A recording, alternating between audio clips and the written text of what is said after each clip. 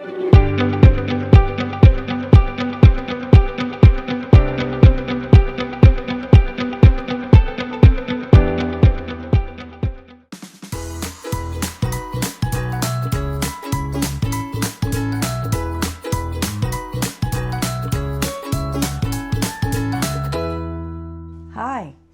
I'm Leah, and welcome to Steadfast. When we look around our current world, sometimes I think it is easy to question what God is up to or some of his even attributes. For example, is he really just, given how some people are getting away with what they're getting away with? Or, is he really all good because there's so much evil in the world? And sometimes it causes us to stumble in our faith. And we'll come back to that towards the end. So right now, though, I would like to show you how my desert rose is getting along in the hydroponic garden. And I've actually already transplanted one of them, and the other one I'm going to transplant today. And so we'll take a look at both of those. So here's the one that we're going to transplant today. It has leaves popping up right there in the middle. So it's got the 4 big ones and then a couple smaller ones. We got a nice trunk going right there. So yeah, we're going to take that one and transplant it. So here we go. My dogs get really excited when I put on my sun hat because they know we're headed outside. And yes, so we're going outside. Come on, let's go. So here we go. Yes, come on. This is the cactus, palm, and citrus soil. So I also have perlite. It helps with drainage, and so I'm going to add some of that to the soil as well.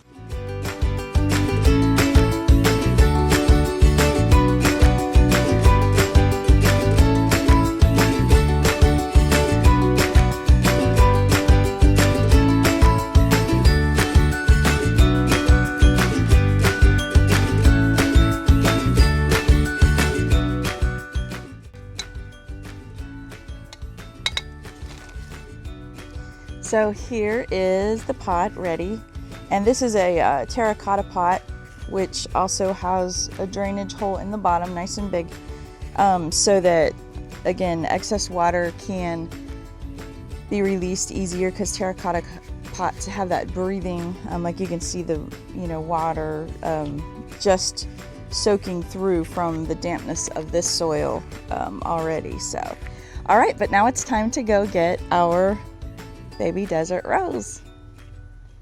Here's the desert rose, and you can see the leaves in the middle.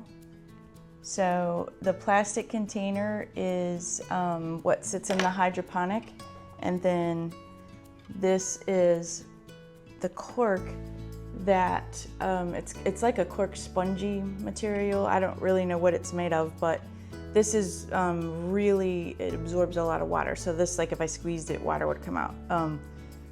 Oh yeah, this tears really well. There we go. Okay, wonderful. So I was able to remove all the spongy stuff and leave the root. I did lose a little tiny bit of the root, but this main big root was all good and happy. So we're gonna make a little hole here for it.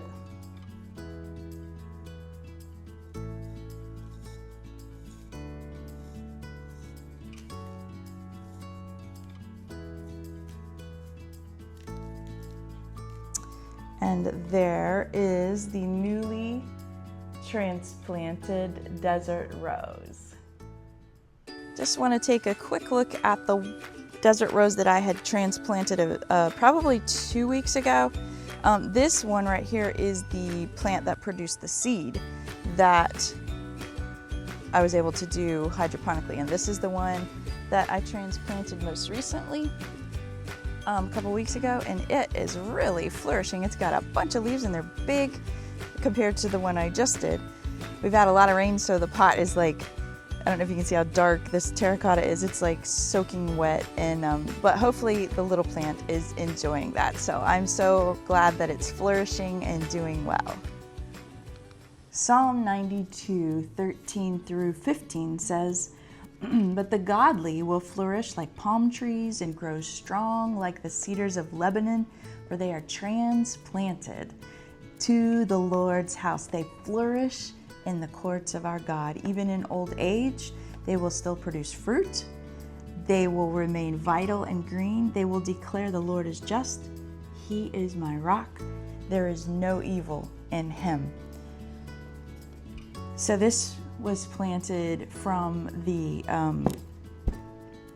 hydroponic small space into a little bit bigger little pot. It's still a little pot, but it's much bigger for it. This is not going to be the last time it's transplanted. As it grows, it's going to be in bigger and bigger ones. Our lives are like that on this earth. We might have, a small pot one time, a big pot another, and we might even be back to a small pot. Who knows? Our circumstances here change, but the constant and our source of stability comes from that we are transplanted into the house of the Lord, and that's where we flourish. That's the source of where we flourish. And just like if you think back, if you got to see the podcast that was talking about Moses, how at the end of his life he looked back and declared the justice of God, this is what this verse is talking about. There's some translations that say it a little different, but I want to go back. It says, even in old age, they will still produce fruit. They will remain vital and green. And some other verses say, so that they will declare the Lord is just. He is my rock. There is no evil in him. And so even if it's not happening in our old age yet, in eternity for sure, we will look back. And when we do, we will see with our eyes and our understanding that yes, the Lord was just. Look at what he did. It was just. We didn't see it here. We didn't quite get it here.